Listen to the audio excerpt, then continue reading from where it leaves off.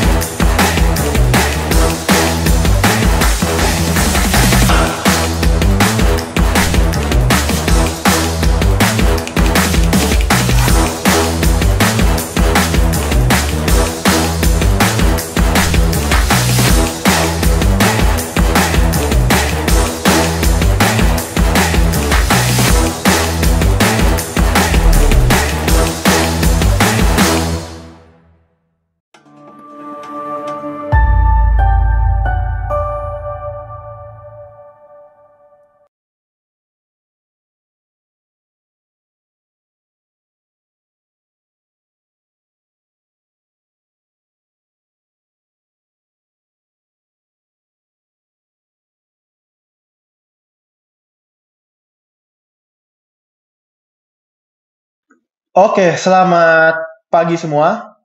Ya, perkenalkan nama saya adalah Andrew Fisher dan pada pagi hari ini spesial kita akan membahas untuk pergerakan-pergerakan yang akan update di minggu ini. Yang dimana yang saya lihat ya, ini sesuai dengan judulnya bahwa ini seperti apa sih ekonomi global tanpa Bank Sentral US? Apakah ini akan berpengaruh yang akan cukup besar atau mungkin di sini akan membuat market bergejolak yang akan cukup tinggi? Nah, pastinya penasaran kan untuk Bapak dan Ibu serta saudara sekalian. Dan di sini langsung saja saya akan bahas dan pastinya di sini saya juga akan membahas tentang geopolitik juga. Jadi ini bukan berarti kita membaca berdasarkan dengan kalender saja, tapi di sini saya akan membahas dari geopolitik dan juga perkembangan dari market itu sendiri. Yang dimana ini bisa menjadi bagian informasi untuk pergerakan-pergerakan secara fundamental dan juga teknikal. Kira-kira ini nanti akan seperti apa untuk update ke depannya. Oke? Oke, mungkin di sini langsung saja tanpa berlama-lama lagi, sebelum saya mulai tampilin di chartnya, saya akan langsung untuk buka ya. Saya akan langsung buka untuk di economic calendar dulu, baru setelah itu saya akan bahas geopolitik dan juga tampilan dari chartnya. Langsung saja di sini tanpa berlama-lama lagi, saya akan buka untuk di economic calendarnya. Oke, kita bisa melihat sendiri di sini untuk di economic calendarnya, sepertinya memang di minggu ini kalau kita lihat dari berita-berita penting seperti tidak ada yang cukup signifikan, oke. Di hari Senin seperti biasa, karena di hari Senin kita tahu sendiri ya, kalau kita ngomongin masalah jamnya, kita marketnya lebih dulu ya, UTC plus 7 itu kita lebih dulu Asia. Jadi untuk US kan marketnya masih beberapa yang belum buka juga, jadi ini harus benar-benar kita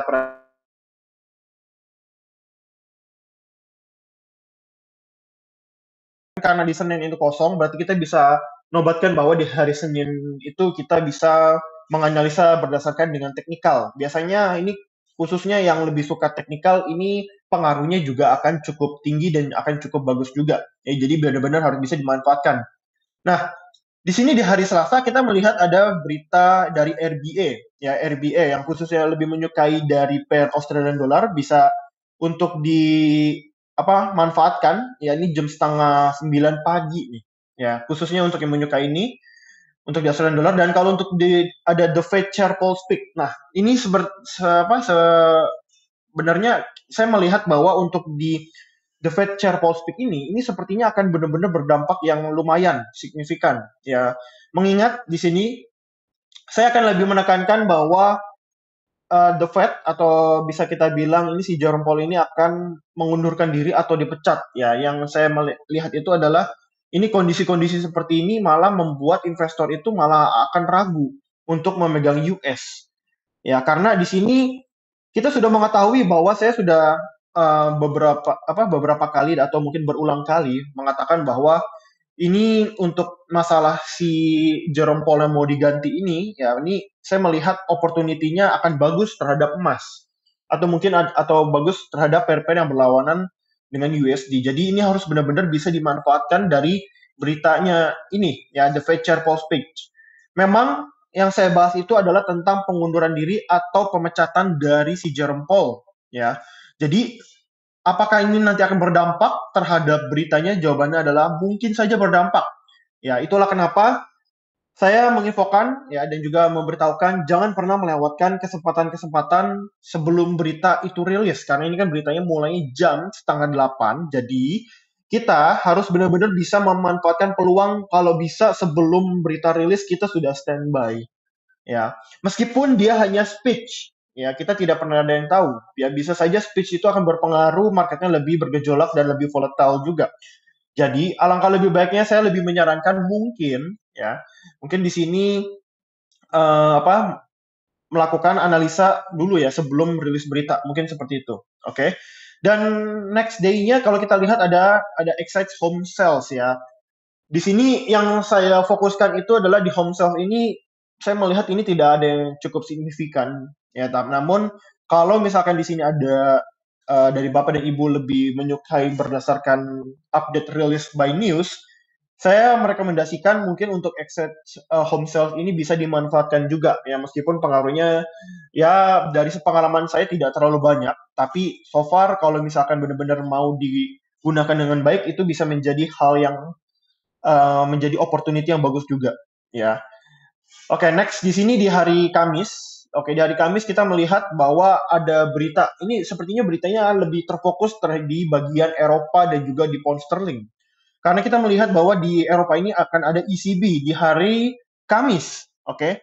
Dan ECB ini interest rate decision kalau kita lihat based on data ini saya melihat pergerakannya tidak terlalu cukup signifikan ya karena biasanya yang saya amati ya dari RBA, ECB ya kan dan juga dari pound sterling juga biasanya di sini dia kecenderungannya lebih banyak dari previous consensus dan juga forecast itu selalu sama. Ya, tapi pertanyaannya adalah update ini apakah akan berdampak terhadap penguatan terhadap USD atau bagaimana? Jawabannya adalah kalau misalkan kita ngomongin based on mata uang, jawabannya di sini seharusnya ada kecenderungan melemah terhadap euro, ya. Lah, Pak, kalau misalkan euronya melemah, pound sterlingnya melemah, New Zealandnya melemah, Australian dollarnya melemah, ya USD menguat, tapi kok goldnya malah naik? Ya kan, apakah ini berpengaruhnya akan cukup kuat atau bagaimana? Atau mungkin gold ini agak kepending dikit? Ya, karena mungkin ada pengaruh teknikal dari divergen atau apa. Apakah itu akan benar terjadi? Jawabannya mungkin saja. Ya, karena ini ada kaitannya dengan pembahasan geopolitik yang nanti akan saya bahas ya. Jadi mungkin bisa disimak atau mungkin bisa dicatat untuk dari Bapak dan Ibu supaya menjadi informasi atau fundamental yang bisa dimanfaatkan pada saat pengambilan posisi berdasarkan teknikal dan juga fundamentalnya. Oke. Jadi saya menyarankan untuk di pound sterling ini bisa dimanfaatkan juga di global manufacturing PMI ya. Ini bisa dimanfaatkan karena saya melihat ini ada tanda-tanda sedikit kenaikan ya terhadap pound sterling dan juga kalau untuk dari Eropa ini kecenderungannya ada kecenderungan mungkin lebih menurun karena dari dulu hingga sekarang saya melihat bahwa lebih banyak dia dari previous consensus dan juga forecast itu rata-rata sama. Ya, jadi belum ada yang signifikan banget, jadi harus benar-benar diperhatikan juga. Nah, mungkin ya saya bisa sampaikan kepada Bapak dan Ibu serta saudara sekalian semua bahwa untuk di pound sterling dan juga di euro dan juga gold itu harus benar-benar dimanfaatkan. Jadi jangan kita terlalu fokus hanya di satu pair saja ya. Misalkan saya ini lebih sukanya di pair gold. ya. Saya maunya di gold doang. Jawabannya tidak salah, tapi alangkah lebih baiknya mungkin bisa ditambah satu atau dua. Maksudnya apa? Kalau misalkan saya bilang seperti itu, tujuannya adalah supaya apabila market gold itu sedang koreksi, ya, itu bisa dimanfaatkan di pair yang lain juga. Ya, mungkin bisa di pound sterling terhadap USD, bisa untuk di euro terhadap USD, sehingga ini bisa menciptakan opportunity baru dan Bapak dan Ibu tidak terlalu membuang waktu menunggu dari gold dulu lagi koreksi tapi mau entry gold terus, ya jangan. Ya bisa dimanfaatkan waktunya itu dengan menggunakan pair yang lain. Mungkin tadi seperti saya katakan di pound sterling dan juga di Australian dollar, ya. Jadi kira-kira seperti itu. Nah, next-nya di hari Jumat ini ternyata dari retail sales, ya, retail sales ini juga pengaruhnya terhadap pound sterling. Namun yang saya lihat di sini tanda-tanda penguatan sepertinya ada ya terhadap retail sales, ya, karena mungkin ini bisa dimanfaatkan, ya, karena kita tahu sendiri dari pound sterling itu kecenderungannya lebih ada sedikit penurunan, sehingga ini akan menciptakan harganya lebih murah dan daya belinya mungkin akan lebih tinggi ya pengaruhnya terhadap retail sales ini, ya, karena ada kaitannya juga terhadap daya beli. Jadi itu harus benar-benar kita perhatikan. Dan kalau kita melihat dari durable goods order, kita bisa melihat di sini ternyata kalau kita lihat cek based on konsensusnya ternyata di sini lebih menurun, ya, meskipun kalau kita lihat previous datanya kecenderungannya 16,4% dan ternyata ini kecenderungan lebih menurun. Ini kita harus waspada terhadap berita ini, ya. Dan perlu saya ingatkan, ya, untuk para traders atau untuk Bapak dan Ibu serta saudara sekalian, itu kalau memang tidak siap dalam berita, lebih baik, alangkah lebih baiknya jangan ikut berita. Ya, saya lebih ingatkan dan merekomendasikan bahwa harus benar-benar siap, ya, kalau misalkan nanti ada berita atau apapun itu. Oke? Oke. Langsung saja di sini karena saya sudah menjelaskan berdasarkan dengan fundamental calendar dan di sini saya akan buka langsung, kita akan bahas geopolitik dan pergerakannya. Oke, ini adalah catatan yang telah saya buat spesial untuk Bapak dan Ibu serta saudara sekalian dan ini akan kita bahas berdasarkan konflik geopolitiknya dulu. Karena di dalam konflik geopolitik ini akan berpengaruh sekali terhadap pergerakan gold dan juga USD yang benar-benar sampai sekarang ini bisa dimanfaatkan dengan baik. Oke, kita akan baca langsung aja bahwa ini adalah pengaruh, oke. Ini adalah pengaruh terhadap gold ini mencapai harga tertinggi terbaru. Itu sangat mungkin. Ya, kira-kira penyebabnya apa? Oke. Kita akan bahas yang pertama itu adalah mundurnya dari The Fed. Jadi ini menandakan karena ada mundurnya dari si Jerome Powell itu, maksud saya, ya. Di sini menandakan bahwa pemerintahan US itu sedang tidak baik atau buruk, ya, dan ini akan membuat gold kecenderungan akan semakin tinggi. Kenapa saya bisa menganalisa dengan kondisi seperti ini? Kan kita tahu sendiri bahwa ya The Fed itu adalah bisa dibilang gubernurnya di US, ya kan. Jadi kalau gubernur di US itu kan sudah termasuk di dalam kategori negaranya US itu tersendiri, bukan? Kalau misalkan kondisinya malah tidak baik terhadap US-nya, oke, atau bisa dibilang mata uang dolarnya, ya berarti ini besar kemungkinan bahwa investor-investor semua akan lebih memilih ke emas, safe haven. Ya, karena udah tahu bahwa dari pemerintahannya si The Fed ini, ya, atau si Jerome Powell ini ada di pecat atau di mundurnya dari Jerome Powell ini. Jadi ini akan membuat harga gold kecenderungannya akan optimis untuk naiknya cukup tinggi kalau kita ngomongin based on persentasenya. Ya, jadi ini harus benar-benar kita perhatikan dan sampai sekarang kita kan juga masih belum tahu bahwa ini mundurnya The Fed-nya ini atau si Jerome Powell ini kapan. Ya, ini akan menjadi keraguan terhadap banyak investor bahwa setelah Donald Trump itu mengatakan bahwa dibilang untuk mau memecat si Jerome Powell atau si Jerome Powell disuruh mengundurin diri, itu akan membuat investor itu melihat bahwa wah, ini ternyata kondisi kayak begini akan membuat ragu nih, ya, akan membuat ragu banyak investor sehingga berpaling ke gold akan cukup tinggi, ya. Nah, lalu yang kedua di sini nggak cuman masalah si Jerome Powell doang, ini adalah konflik geopolitik juga. Itu yang pertama adalah Rusia Ukraina, itu melibatkan NATO, ya. Sampai sekarang ini memang konflik Rusia Ukraina itu masih belum kunjung usai, ya. Sudah berulang kali mau diajuin yang namanya penyelesaian tapi gagal terus. Ya, gagal dan gagal terus. Karena kita berkaca bahwa dari konflik yang pertama ini, ya, pada tahun 2022 bulan Maret, ya itu seingat saya, di situ baru dimulai konflik ini membuat harga gold itu kecenderungannya naik. Naik itu cukup tinggi. Ya, jadi dengan demikian ini konflik geopolitik terhadap Rusia Ukraina ini apabila tidak segera diselesaikan, ini akan membuat harga gold akan semakin tinggi. Meskipun ini tadi saya ada update nih ya di barusan hari ini, dia ada pembahasan tentang damai Rusia dan juga Ukraina. Ya, saya melihat bahwa sepertinya ini untuk pembahasan tentang Rusia Ukraina yang bilang damai ini tetap Rusia selalu sama persyaratannya dan sampai sekarang belum berubah, yaitu adalah wilayah-wilayah yang ada di Ukraina sebagian itu harus menjadi tempatnya dari si Rusia itu sendiri tempatnya. Ya kan karena ada beberapa tempat yang sudah diambil oleh Rusia. Jadi itu harus benar-benar kita perhatikan. Oke. Dan yang kedua, kapal perang China ini menjaga perairan laut di China, ya. Nah, ini maksudnya apa? Di sini kalau kita lihat bahwa kapal perangnya itu beberapa ya, pengetahuan saya berdasarkan analisa saya, itu ada beberapa kapal perang itu selalu standby di wilayah Taiwan. Jadi dia menjaga terus di situ.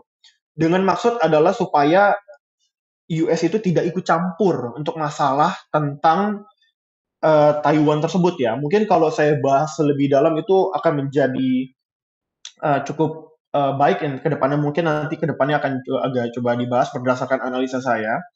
Nah, kalau kita lihat bahwa ini akan membuat bahwa investor itu jadi cemas terhadap yang namanya perekonomian. Tapi meskipun kapal perang ini menjaga peralatan laut di China ini malah membuat China itu semakin dilirik investor.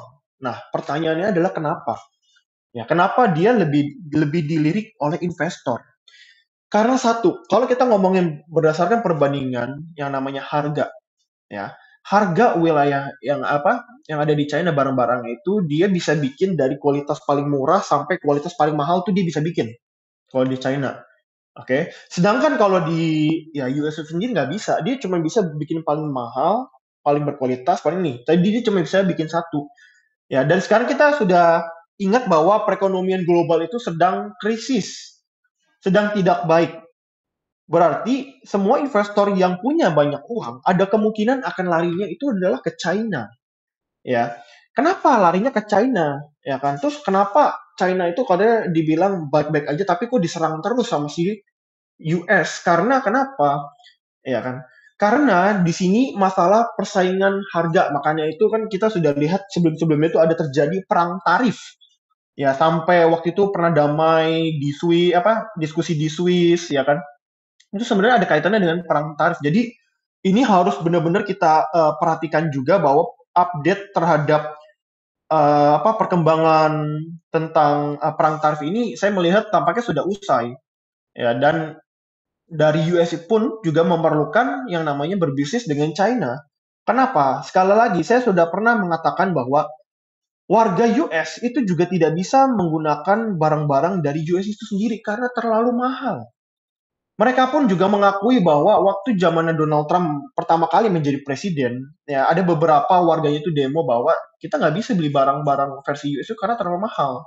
Maka dari itu, dari warganya US itu pun juga, ya sepengetahuan saya dan berdasarkan dari analisa dari saya, ya ini mereka juga butuh sekali barang-barang dari barang-barang dari China, ya bukan US. Itu jadi lebih banyak presentasinya barang dari China itu pun juga masih lebih tinggi. Jadi itu harus benar-benar diperhatikan supaya warganya itu bisa nabung, ya bisa nabung. Kalau kita melihat dari barang US itu terlalu mahal dan gajinya tidak sesuai, bagaimana dia bisa menabung? Ya, jadi itulah kenapa penting sekali untuk kita perhatikan. Oke? Jadi itulah kenapa harga emas menjadi pilihan meskipun China bilang katanya baik-baik aja atau segala macam, tapi So far di sini banyak sekali yang lebih memilih emas karena konflik tarif tersebut, ya. Gara-gara perang tarif tersebut itu menunjukkan ketidakpastian soalnya. Jadi ya ini harus benar-benar diperhatiin banget, ya.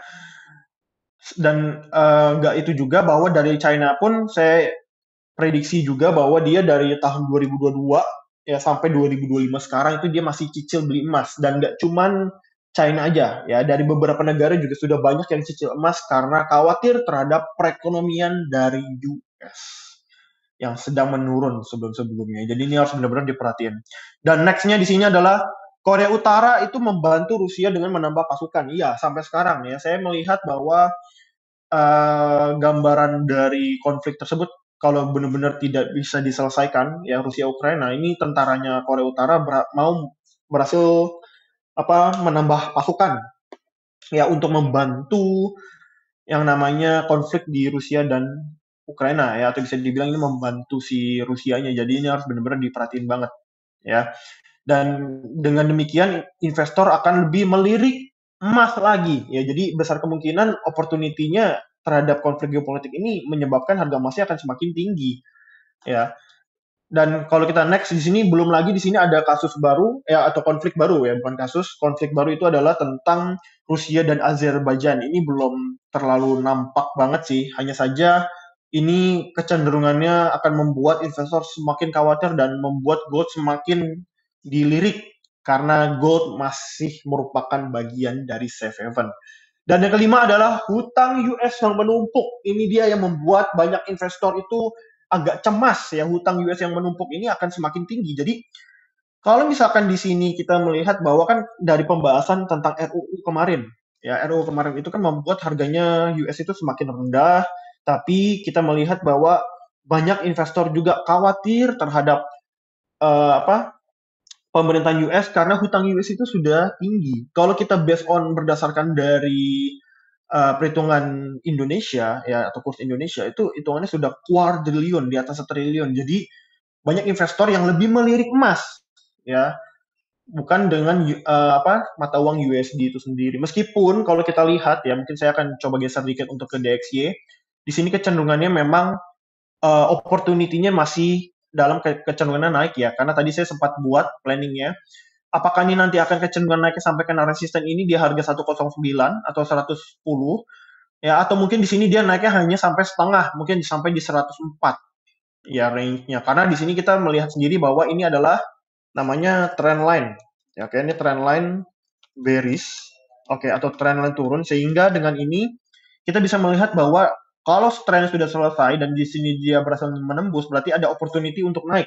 Nah, yang menjadi pertanyaan besar adalah apakah benar ini kecenderungannya akan terus naik? Apakah ini naik ini pengaruhnya karena harganya sudah mencapai terendah atau mungkin karena apa? Karena kita melihat sendiri bahwa di sini saya melihat tanda kenaikannya itu, di sini saya ingat saya itu di dari sini ya. Itu tentang pada membahas tentang RUU ya, RUU pemotongan pajak. Ya, lalu setelah itu harganya kecenderungan murah. Jadi ini melibatkan bahwa investor yang melihat kondisi seperti ini akan terus berinvestasi di US. Hanya saja ini ada kaitannya dengan kredit. Ya, kreditnya itu akan berpengaruh terhadap yang namanya kredit yang diucapkan oleh Presiden Donald Trump ya. Berdasarkan analisa saya ya, correct me if I'm wrong ya. Jadi ini potensinya bahwa kecenderungan naiknya akan kecenderungan tinggi, namun kita bisa melihat bahwa sepertinya hutangnya akan kecenderungan bertambah lagi di US.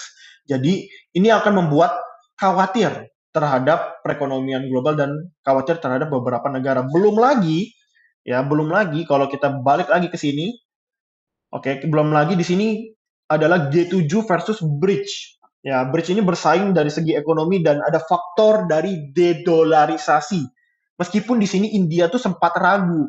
Ya, India tuh ragu sebenarnya kondisinya kenapa sih ini udah join bridge tapi India tuh masih belum benar-benar berani melepaskan mata uang US. Ya, yang saya cek update-nya dalam beberapa berita di minggu-minggu sebelumnya, bahwa ini ternyata kecenderungannya malah membuat India itu mungkin masih ketergantungan terhadap US itu masih tinggi. Jadi belum bisa sepenuhnya untuk melepas mata uang US.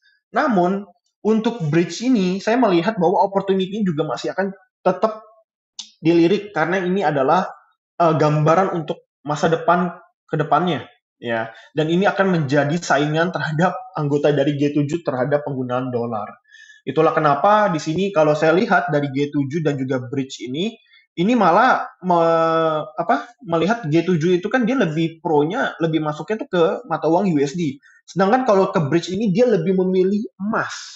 Jadi sudah banyak sekali ya peminat-peminatnya itu emas itu masih menjadi titik konsentrasi terhadap yang namanya daya beli di ekonomi global ini yang sedang tidak baik-baik saja. Jadi itulah kenapa penting sekali untuk kita perhatikan terhadap pergerakan di XAU USD.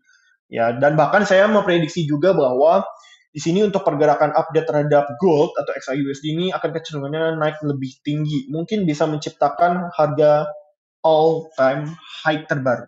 Oke, penasaran? Pastinya di sini karena tadi saya sudah menjelaskan berdasarkan dengan geopolitiknya, saya kali ini akan menjelaskan berdasarkan dengan gambarannya. Oke? Oke, mungkin di sini karena ada bekas kata-katanya di sini, saya akan langsung gambarkan spesial untuk Bapak dan Ibu serta saudara sekalian semua. Dan di sini kita bisa melihat bahwa ini saya dengan tampilan kosong atau bisa dibilang ini namanya naked chart ya. Dan kalau kita lihat kosong seperti ini kita bisa melihat opportunity-nya apakah sekarang ini kondisinya tuh lagi naik apa turun ya. Nah, kalau yang saya lihat bahwa pertama yang saya lakukan adalah membuat yang namanya mencari harga tertinggi dulu ya. Harga tertinggi itu saya melihat kondisinya tuh ada di sini. Oke.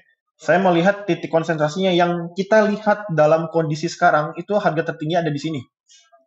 Oke. Lalu setelah itu kita melihat bahwa di mana harga support yang paling rendah yaitu adalah di area ini. Oke. Kita melihat ya ini paling rendah. Nah, sekarang pertanyaannya adalah kenapa saya fokusnya di sini bukannya di sini bisa ya kan ya? Karena saya mau melihatnya kejadiannya yang berdekatan di hari ini aja kan. Kalau di sini kan kalau saya ambil di sini kan di sini bisa ya lebih tinggi lagi. Saya mau lihat yang kejadiannya belum lama ini aja ya. Nah, sekarang kalau kita lihat kondisinya seperti ini, ya kan supportnya di sini, ya kan key levelnya dan juga resistannya key level di sini. Lalu apa sih yang membuat saya masih yakin harganya akan kecenderungan naik? Itu adalah the power of trend line. Oke, jadi ini kombinasi untuk pergerakan terhadap goldnya yang masih kecenderungan tinggi itu masih akan cukup tinggi. Ya, meskipun kalau kita lihat di sini, saya akan tandain lagi bahwa di area ini tuh ternyata masih membentuk yang namanya pola koreksi di sini, ya kan? Tapi yang kita fokuskan adalah dan kalau bisa kita namain di sini yaitu adalah ini adalah trend line, ya, bullish, oke, atau naik. Kenapa saya harus membuat yang namanya tulisan seperti ini? Tujuannya adalah supaya kita hafal dan kita tahu ya bahwa arah trennya ini naik ya dan supaya kita nggak lupa juga. Ada loh kalau kita udah analisa, udah capek-capek terus kita ternyata lupa bahwa tulis ini ternyata arah trennya naik tapi kita konsentrasi di sini. Ya, bisa aja. Jadi itulah kenapa pentingnya kalau kita analisa itu perlu untuk dicatat ya, make a note. Ya, dan next-nya di sini kalau kita lihat berdasarkan pergerakan bahwa di sini dia kecenderungannya sempat naik, oke, turun. Ya dia membentuk yang namanya arah tren naik ini dan ada potensi bahwa kecenderungan naiknya masih akan sampai di atas ini. Oke, atau bisa menciptakan harga tertinggi lagi. Ya, bukan ATH ya, kan kalau ATH kan di sini tadi kan. Paling tinggi nih di sini. Oke. Nih ATH-nya paling tinggi di sini. Ya.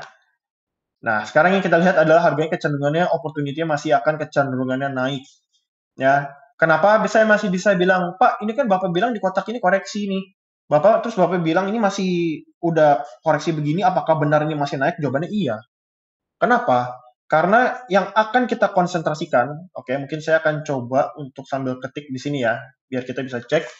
Jadi yang akan kita konsentrasikan itu, oke, atau bisa dibilang analisa ya. Saya akan buat analisanya di sini. Yang pertama itu adalah arah trennya naik. Oke, trend line-nya itu naik. Ya, berarti kita bisa ambil strateginya itu adalah buy ke pembelian. Oke, kita bisa bikin prediksi seperti itu. Lalu yang kedua adalah kita melihat bahwa arahnya sedang terkoreksi. Oke, kita akan buat arahnya ya sedang terkoreksi. Ya, untuk saat ini. Oke. Nah, terkoreksi berarti kalau kita bilang koreksi karena trennya naik, berarti ini koreksinya adalah koreksi untuk turun. Jadi dia mau coba menturun tapi harganya bergejolak ya, sempat ke hold di sini. Berarti kan besar kemungkinan kekuatan atau volume atau power untuk kenaikannya masih cukup besar terhadap gold. Itulah kenapa di sini kalau kita membuat arah trendline seperti ini, besar kemungkinan opportunity-nya, ini saya tandain lagi di sini ya, kekuatannya untuk naik itu masih besar ya. Saya ganti warnanya mungkin warna kuning. Ya, si kuning ini ternyata ini base area kekuatan mereka itu masih besar. Jadi opportunity-nya ya jelas pembelian terhadap gold-nya juga masih akan cukup tinggi. Meskipun kalau kita lihat di sini dia ada sempat membentuk koreksi, tapi mau bagaimanapun, mau koreksi seperti ini, harga tetap naik. Karena dia masih berada di area base warna kotak kuning. Kotak kuning itu bisa kita bilang adalah area kenaikan. Ya, jadi kalau perlu kita catat juga di sini bahwa yang ketiga di sini adalah area kotak kuning itu adalah area buy. Oke, dibuat tulis lagi karena arah trend line masih naik. Nah, ini kita perlu buat seperti ini. Tujuannya adalah supaya kita tidak lupa ya. Meskipun ini gambarannya sangat simpel, tapi ingat ya, kita tidak boleh melewatkan yang namanya gambaran atau note seperti ini. Tujuannya supaya kita tuh tidak lupa ya, karena ya kita manusia ya kan, kita pasti ada aja mungkin lupa atau bagaimana. Jadi itulah kenapa penting banget buat kita make a note kayak begini. Oke? Nah, setelah ini kita sudah lihat bahwa oh ternyata kondisi seperti ini nih, ya kan. Nah, terus kita simpan dulu dan kita cek lagi, oke, berarti kita masih ambil posisi naik lagi ya. Nah, kalau misalkan kita lihat dari posisi naik seperti ini, kira-kira opportunity-nya di mana entry-nya?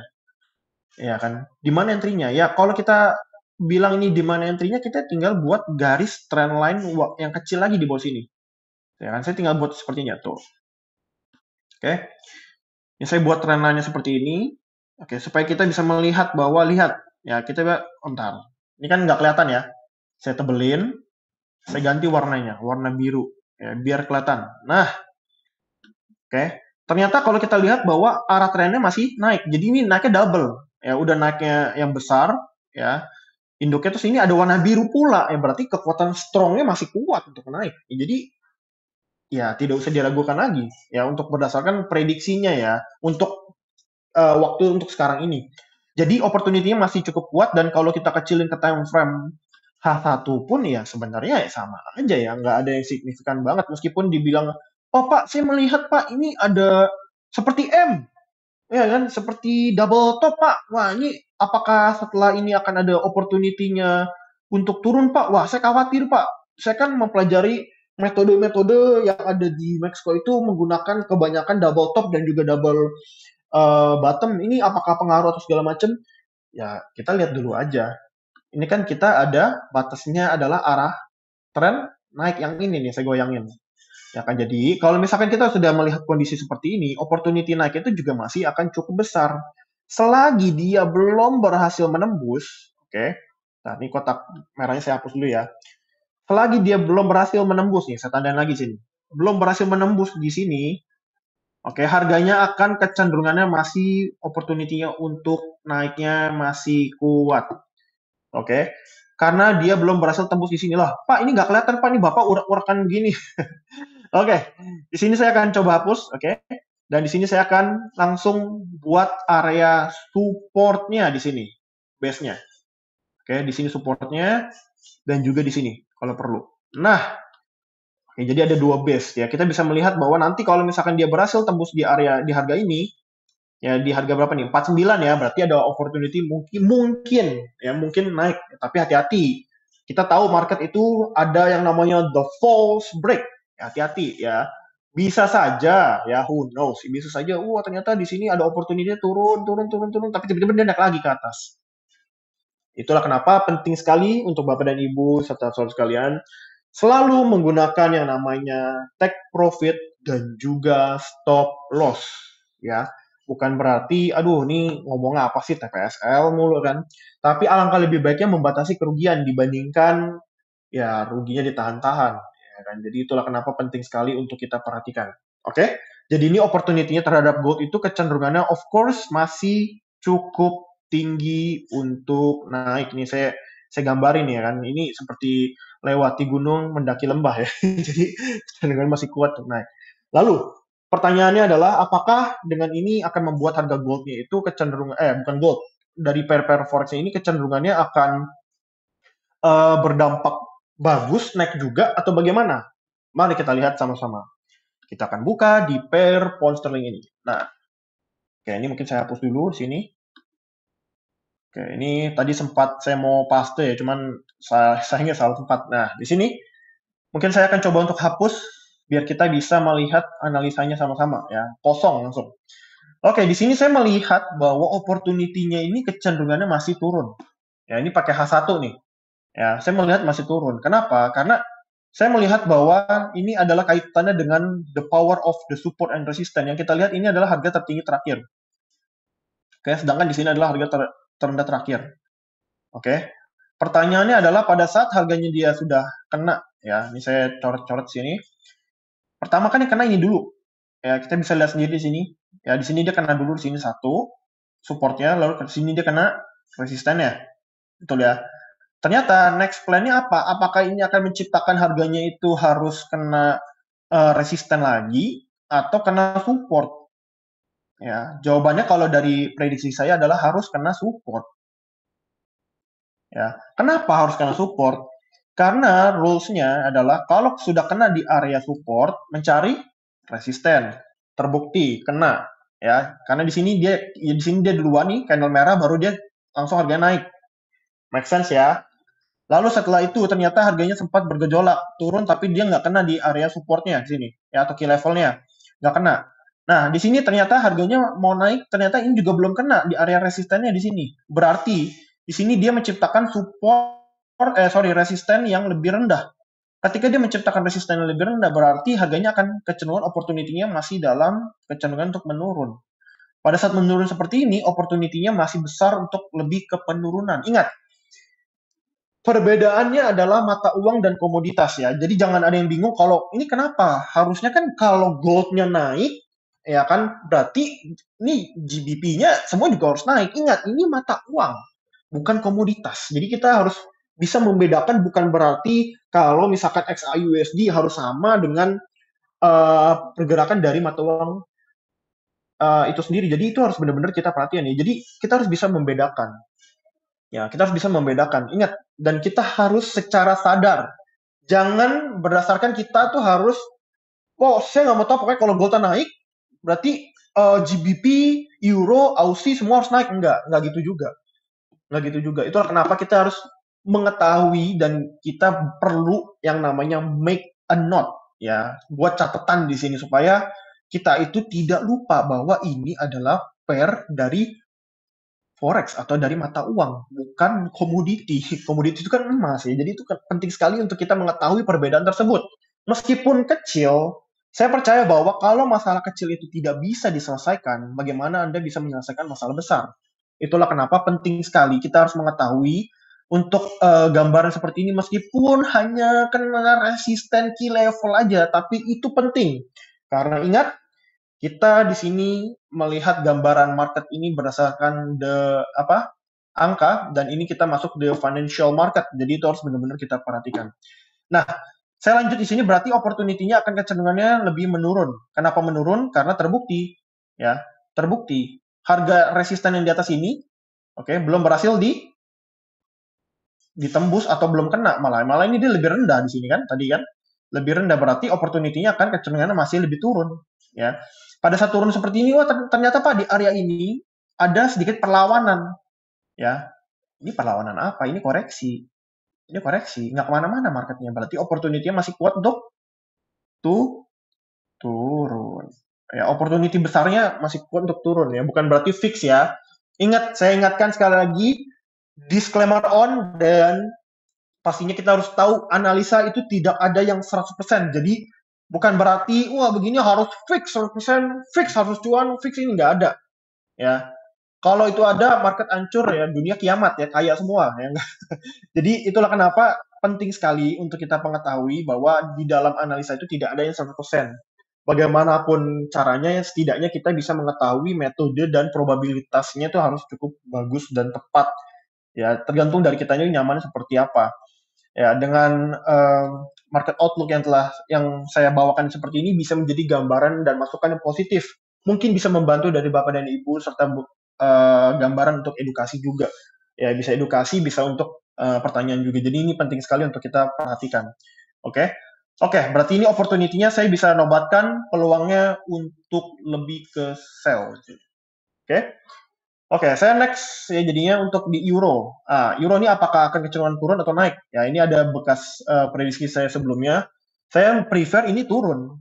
Ya, kenapa lagi nih bilang turun? Ya kan ya karena saya tinggal namain aja, ini adalah namanya trend line bearish atau turun. Ya, atau saya nobatin dah ini area jual lah, ya apa? Jual tuh. Ya, atau sell. Namanya lagi. Ya kan? Jadi kalau kita udah bikin kayak gini kan ini akan memudahkan kita bahwa ternyata opportunity-nya itu penurunan masih cukup kuat. Satu. Kedua, kalau kita ngomongin perbandingan arah harga, ya saya tinggal tandain ini aja. Ini kan harga resistannya paling tinggi kan, sedangkan harga di sini lebih rendah. Kita bisa melihat dari perbandingan perbandingan dari harga ini ya. Jadi ini kecenderungan menurunnya masih kuat. Oke, meskipun di sini bilang, wah Pak, tapi ini koreksi. Ya, masih koreksi Pak.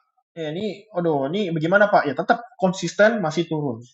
Mau bagaimanapun, ingat analisa tidak ada yang 100%, tapi kita bisa melihat nama kondisinya untuk kuat untuk turun itu karena kita follow the trend ya. Arah trennya lagi turun berarti yang dicari adalah jual ya atau bisa dibilang sell, itu aja. Ya, jadi kita follow the trend aja. Jadi jangan coba-coba lawan counter trend ya. Ini kebiasaan nanti kalau udah counter trend berharap di ujung harga ngarep terus tapi pada saat kita lihat ternyata nggak sesuai ya antara ujung-ujungnya marah-marah dan juga yang lainnya. Jadi itulah kenapa yang kita lihat itu penting banget. Ini kan kondisi yang kita lihat mau turun. Berarti yang harus kita lakukan adalah penjualan atau sell. Udah. Ya nggak usah berpikir bahwa wah ini tapi Pak ada naik dikit lagi Pak di sini saya nggak mau Pak, saya takut ketinggalan. Saya mau tetap ambil opportunity-nya buy aja deh Pak. Ya terserah. Ya itu keputusan dari Bapak dan Ibu serta saudara sekalian itu terserah. Tapi yang kita lihat kondisinya turun, bukan naik. Kalau misalkan Bapak dan Ibu ada yang bilang, ini mau naik kok, mau naik. Naiknya dari mana? Ini kan koreksi. Saya cuma nanya aja, naiknya dari mana? Tapi saya melihat Pak, ini kalau di time frame M1 naik Pak. Ya beda time frame ini kan yang saya buka kan H1, 1 jam. Yang Bapak maksud itu kan 1 menit, itu beda lagi. Ya kan? Jadi itulah kenapa, meskipun ini yang saya gambarkan ini berdasarkan dengan time frame H1, lalu mungkin dari Bapak dan Ibu serta saudara sekalian itu lebih melihat tadi M1, ya itu beda strategi. Ya kan yang saya gambarkan ini adalah dengan H1 itu adalah supaya kita melihat berdasarkan 1 hour atau mau fokusnya di 4 jam juga ya rapopo ya nggak apa-apa ya kan tapi setidaknya kita bisa melihat gambaran secara luasnya itu seperti apa dan ini akan menjadi opportunity yang bagus jadi kita nggak perlu melihat dari time frame yang terlalu kecil. Ya, saya lebih merekomendasikan paling kecil itu adalah di time frame M15 atau nggak M30. Jadi nggak perlu terlalu kecil sampai M1. Ya, nanti Bapak dan Ibu juga pusing. Marketnya kencang banget, ya kan nanti Bapak dan Ibu panik, ya kan stres karena market terlalu cepat, ya kan. Jadi itulah kenapa kita harus bisa menentukan dari time frame yang harus bisa kita manfaatkan sebaik mungkin dan jangan sampai dilewatkan nih. Coba kalau kita buka di M1 seperti ini. Ya kan, wah ternyata nih marketnya bergejolaknya cepat sekali deh dari sini ke sini. Tapi meskipun kita lihat dari time frame M1 bergeraknya cepat seperti ini, kita lihat dong perbandingan harganya. Ya masa udah capek-capek nih, lihat ya, saya pilih random di sini. Misalkan dari 16 ya harga 16.238, ternyata baru naik sini aja masih 16.274. Ini belum ada 10 pips Bapak dan Ibu. Ya, jadi jarak di antara kedua ini belum ada 10 pips, belum ada. Hampir mau iya. Ya kan, jadi ini kalau pakai trade 0,1, ini belum ada $10 Bapak dan Ibu. Ya, $10 itu kalau di kursnya 100.000, kalau kursnya 10.000, ini belum ada 100.000, belum. Kecil sekali range-nya tuh. Kalau kita buka M1 terlalu cepat seperti ini, emang Bapak dan Ibu bakal stay dan yakin kuat untuk kita melihatnya, pantengin terus. Ya kan, sedangkan Bapak dan Ibu ada kegiatan lain. Itulah kenapa saya merekomendasikan bahwa mungkin bisa kita lihat dari time frame M30 atau M15 aja. Ya, tujuannya supaya Bapak dan Ibu kan ada kerjaan lain juga, dan ini bisa menjadi solve the problem. Ya, kalau misalkan ada yang mengatakan bahwa, aduh saya nggak ada waktu buat analisa, saya nggak ada waktu untuk belajar, itu kita bisa tentukan aja time frame mau yang berapa. Ya kan, jadi menurut saya itu udah nggak ada alasan lagi, saya nggak ada waktu untuk belajar. Bapak dan Ibu bisa buka di H1 juga nggak jadi masalah. Kalau mau pergerakannya satu candle 1 jam bisa, ya kan? Waduh, tapi saya kerja pusing seharian, saya cuma bisa buka waktunya ternyata hanya 1-2 jam saja. Bisa buka di H4 atau di H1 juga nggak jadi masalah. Tergantung dari Bapak dan Ibu mau strateginya mau scalping atau apa. Jadi nggak perlu menggabah-gebu terlalu, aduh saya nggak bisa nih segala macem, ya kan? Terus udah gitu, saya nggak bisa tapi saya mau belajar, ya ikutin masterclass-nya. Ya, masterclass selalu ada. Jadi di masterclass itu jadi bisa kasih gambaran dan mungkin bisa menjadi solusi dari Bapak dan Ibu supaya tidak terlalu terpaku dengan asumsi sendiri. Saya percaya bahwa setiap manusia itu, kita makhluk sosial, itu harus yang namanya saling bertukar pikiran. Jadi dengan demikian, alangkah lebih baiknya Bapak dan Ibu mungkin yang sudah pernah belajar dan masih keganjal karena masalah tentang, aduh analisanya ini kok belum masuk ya, ini belum masuk ya, bagaimana, bisa langsung ikut di masterclass ya. Di situ akan ada saya dan juga dari partner saya juga ya, dari tim R&D juga. Jadi itulah kenapa penting sekali untuk kita pahami dan juga kita ketahui. Oke? Oke, saya akan lanjut untuk mungkin kita akan buka di dari indeks dulu ya. Udah lama nih saya nggak bahas indeks nih. Kita akan buka dari indeks Hang Seng, bahwa indeks Hang Seng ini opportunity-nya juga masih akan cukup kuat di sini. Oke? Kenapa? Karena saya biasanya kalau ngelihat dari indeks itu di D1 sih saya biasanya. Ya, saya melihat bahwa ini opportunity-nya juga masih besar untuk naik. Ya, kalau mau diganti ke weekly put juga, ya kita melihat bahwa based on trend-nya masih naik. Ya, semudah itu. Ya, jadi saya tinggal tarik garis begini aja nih. Ya, saya tinggal garis begini itu, set. Ya kan, terus saya tinggal tambahin di sini satu lagi. Nah, berarti ini menandakan apa? Strong. Ya, ketika kita melihat dua garis seperti ini menandakan bahwa kekuatan ini adalah strong. Oke, kalau yang ini tuh induknya. Ini yang di sini nih, yang saya goyang ini induknya. Jadi ketika ini induknya kecenderungannya seperti ini kan yang pertama nih, saya tandain. Ini yang pertama kan. Dan ternyata di sini dia membuat lagi sini satu, yang kedua. Nah, ternyata yang kedua ini adalah bisa kita nobatkan dan kita bisa katakan adalah strong. Ya, jadi kita bisa catat di sini adalah ini bisa dibilang strong trend line bullish. Oke, atau naik. Ya, jadi kita bisa nobatkan ini bahwa arahnya ini kecenderungannya kuat untuk naik terhadap indeks Hang Seng. Seperti yang tadi saya sudah katakan tentang geopolitik, bahwa peminat investor lebih banyak melihat di Hang Seng. Kenapa Hang Seng? Saya akan menjadi hal utama itu adalah harganya lebih murah. Ya, yang kedua adalah bukan masalah lebih murah.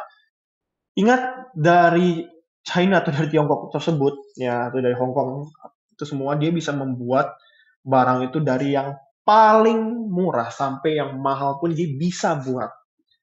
Ya, jadi opportunity-nya itu untuk investor itu besar. Ya, belum lagi yang tadi saya katakan, untuk kondisi sekarang ekonomi global sedang krisis, bukan?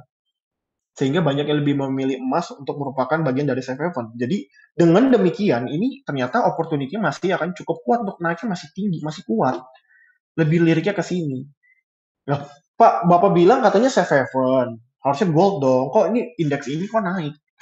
Loh, nggak ada salahnya. Itulah kenapa Bapak dan Ibu mungkin kalau sudah memilih dari gold, bisa ditambahkan di tempat lain. Supaya apa? Supaya mendapatkan income nggak cuma di gold doang. Jadi opportunity itu bisa banyak. Ya, bisa di mata uang atau di forex, bisa di indeks di Hang Seng atau di US stock, ya. Jadi ini harus benar-benar dimanfaatkan juga seperti itu. Nah, sekarang kita bisa katakan bahwa ini adalah strong naik, ya. Berarti kekuatan dari indeks Hang Sengnya naik. Lalu sekarang kalau ngomongin tentang indeks yang lain, coba kita ngintip untuk indeks dari Nasdaq. Kita bisa lihat sendiri Nasdaq menciptakan new all-time high, ya, all-time high. Ya, kita bisa melihat di sini menciptakan new all-time high. Ya, ini sudah saya sempat tandain. Opportunity-nya juga masih cukup kuat untuk naik. Loh, Pak, katanya Hang Seng doang naik, ya kan? Berarti ini apa? Nggak cuma Hang Seng doang dong. Ini ada Nasdaq, ya kan? Kata Bapak bilang dari segi harga barang segala macam bla bla bla bla. Ingat, investor itu tidak peduli kondisi bagaimanapun, yang penting adalah cuan atau profit. Ya, jadi kita bisa melihat bahwa ini untuk dari indeks ini kecenderungan naik ini juga karena efek dari pengaruh kebijakan Trump dari sebelum-sebelumnya, bahwa mata uang USD kan kecenderungan dia sempat menurun kan tentang RUU pemotongan pajak, lalu setelah itu di situ membuat harganya bergejolak karena kenapa? Murah. Ya, harga mata uang USD itu lagi murah. Jadi banyak investor melirik ini juga. Jadi investor-investor yang mungkin besar juga itu dia melihatnya tuh nggak cuma di Hang Seng doang, nggak cuma di gold doang, tapi kalau misalkan diambil dari indeks Nasdaq ini pun sikat ambil, ya kan? Karena kenapa? Dia pasti bisa membagi opportunity. Jadi gold dapat, Hang Seng dapat, Nasdaq dapat, kalau bisa SPX 500 dapat, semua dapat. Ya, yang penting sudah kita planning. Nah, ini ada kaitannya dengan the power of the money management. Jadi kita harus planning berapa persen di gold, berapa persen di Nasdaq, berapa persen di Hang Seng, berapa persen di mungkin di mata uang dan juga yang lainnya. Itulah kenapa. Jadi kita nggak cuman mencari apa ya, bisa dibilang mencari keuntungan tuh jangan di satu kolam. Kita bisa cari di beberapa kolam yang lainnya juga. Jadi itulah kenapa saya merekomendasikan opportunity ini jangan sampai dilewatkan untuk Bapak dan Ibu, dan mungkin saran dari saya adalah mulai dari sekarang. Itulah kenapa kalau setiap melihat live dari saya selalu ngomong ya di akhir, yaitu bersama dari hostnya si Anu juga dan juga rekan saya. Oke, saya selalu bilang bahwa mulai dari sekarang karena banyak sekali opportunity yang bisa dimanfaatkan. Hanya saja kan saya nggak tahu, Pak. Jadi gimana caranya saya bisa mendapatkan opportunity yang bagus itu di mana, Pak? Tonton live-nya. Ya, di live YouTube-nya Maxco juga banyak ya, karena di situ ada saya di situ melihat bahwa opportunity ini akan jadi pengaruh yang cukup bagus. Ya, jadi bisa tanyakan langsung juga. Jadi jangan cuma nonton asumsi sendiri, ya nggak salah, tapi alangkah lebih baiknya boleh bertanya supaya apa? Melengkapi yang namanya mungkin kalau yang lebih sukanya belajar sendiri itu kan jadi kayak penasaran ini kira-kira bener nggak ya? Kira-kira gini nggak ya? Ya kan mungkin butuh mentor nggak ya? Itulah kenapa bisa langsung tonton di YouTube Maxco atau bisa langsung tanyakan juga ke saya atau juga dari yang lain juga. Itulah kenapa penting sekali ya. Dan perlu diingatkan bahwa malu bertanya sesat di jalan. Jadi itulah kenapa harus bertanya ya kalau misalkan mau mendapatkan informasinya juga. Jadi saya percaya bahwa ada beberapa yang pengen belajar sendiri, nggak salah, tapi alangkah lebih baiknya bertanya juga supaya dengan bertanya ya mungkin kita di sini juga bisa memberikan jawaban dan solusi dari Bapak dan Ibu yang mungkin selama ini keganjel, bingung mau bagaimana, tapi setelah menonton YouTube Maxco dan juga melihat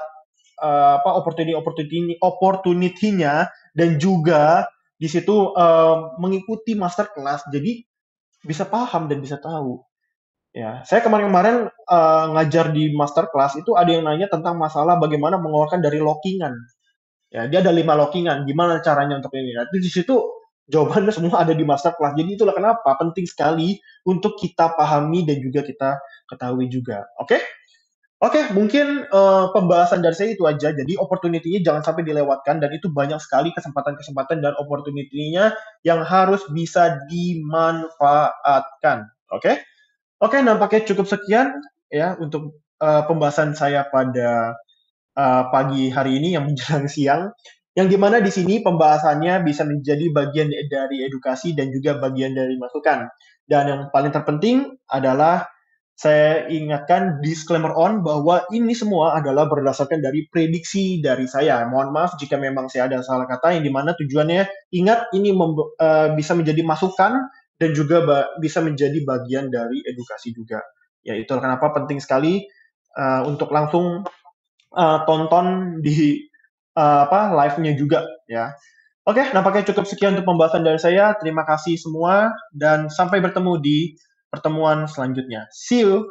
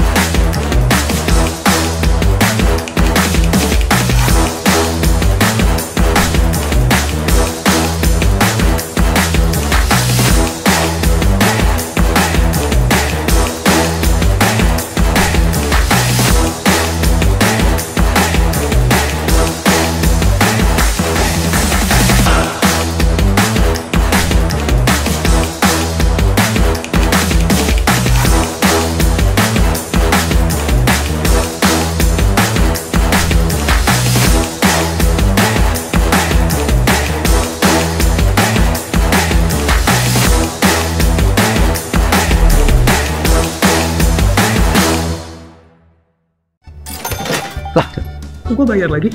Coba sini keluar. Kok lu gratis sih? Ya iyalah, gue kan partnernya Masko. Apa hubungannya belanja gratis sama jadi partnernya Maxco? Kalau jadi partner Masko, relasi lo bagus, lo bisa dapet duit dari situ. Hah? Dapat duit? Emang lu dapat berapa? Jadi, ini gue kasih tahu. Ada rebate up to $15. Lalu, ada juga new IB Reward plus Partner Festival. Yang totalnya kamu bisa dapet 20 jutaan atau lebih. Segitu. Ya ampun, gua kemana aja selama ini? Gua mau ikutan juga dong. Caranya gimana? Tenang, Oke. gue hubungin aja CS Masko. Oke. Biar lo bisa kontak. Oke, sip. Kalian mau juga belanja 0 rupiah? Hubungin CS kita.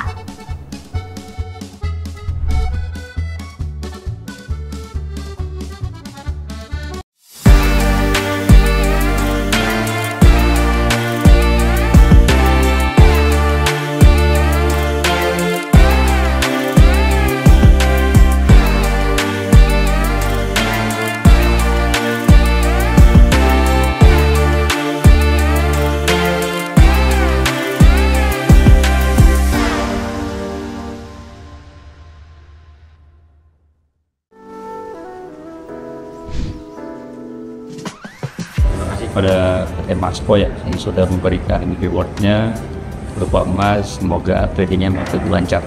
Halo, ketemu lagi dengan saya karena ini saya lagi di kantor Maxco. Terima kasih sekali lagi, saya dapat lagi reward 3. Terima kasih Maxco sudah menerima voucher MAP 5 juta rupiah. Sip. Terima kasih Maxco atas gift voucher MAP-nya ya. Sukses terus buat Maxco. Thank you. Thank you Maxco buat MAP-nya lagi. Dan teman-teman mau ingetin kalau kalian mau dapetin MAP kayak gini, kesempatan tinggal 1 bulan lagi sampai bulan April. Jadi jangan lupa diridam dan ingat 1 bulan lagi kesempatan kalian. Bye-bye.